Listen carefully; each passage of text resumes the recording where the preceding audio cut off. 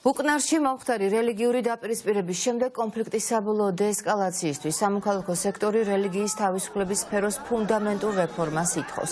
ადამიანის უფლებების სწავლებისა და მონიტორინგის ცენტრი რელიგიურ ჯგუფებთან და აქტივისტებთან ერთად მოუწოდებს მთავრობას უზრუნველყოს მუსლიმი თემისა და ქრისტიანული მრევლის მშვიდობიანი თანაცხოვრება. სამოქალაქო სექტორი საკანონმდებლო და აღმასრულებელ ხელისუფლებას რელიგიის საკითხთა სახელმწიფო სააგენტოს გაუქმებისკენ მოუწოდებს. ნინო გაზელიანი საუბრობს პირდაპირ ეთერში. ნინო, რატომ ითხოვენ რელიგიის სააგენტოს გაუქმებას? კეთი, რელიგიური ორგანიზაციების წარმომადგენლების შეფასებით სახელმწიფო რელიგიურ მრავალფეროვნებაში ხედავს პრობლემას და საფრთხეს. ამ რელიგიური ორგანიზაციების წარმომადგენლებს კი მიაჩნიათ, რომ თავად სახელმწიფოს არასწორი პოლიტიკა არის საფრთხის შემცველი.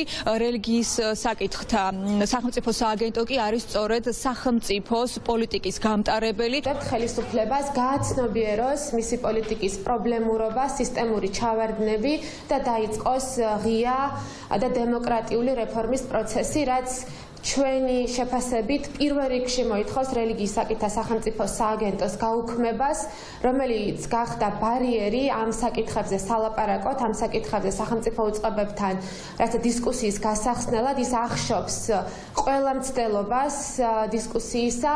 ჩვენი შეფასებით ეს უწყება არის სუსის პოლიტიკური ორგანიზაცია, რომელიც არსებობს იმისთვის, რომ მან აკონტროლოს რელიგიური ორგანიზაციები და არა გარდაქმნას ისედაც არსებული უთანასწორო პოლიტიკა ამ სფეროში. სახელმწიფომ ეს ორმაგი სტანდარტი უფრო დახვეწა და უფრო შეფარული გახადა. ამის მაგალითი არის სახელმწიფო რელიგიური სააგენტოს შექმნა, რომელსაც სამწუხაროდ არაფერი ესმის და ვერაფერს ვერ ხედავს.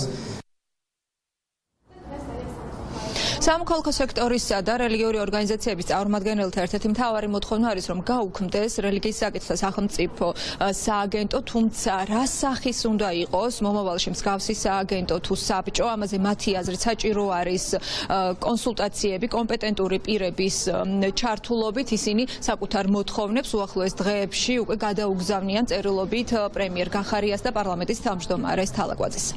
მადლობა, ნინო გაზელიანი საუბრობდა პირდაპირ ეთერში.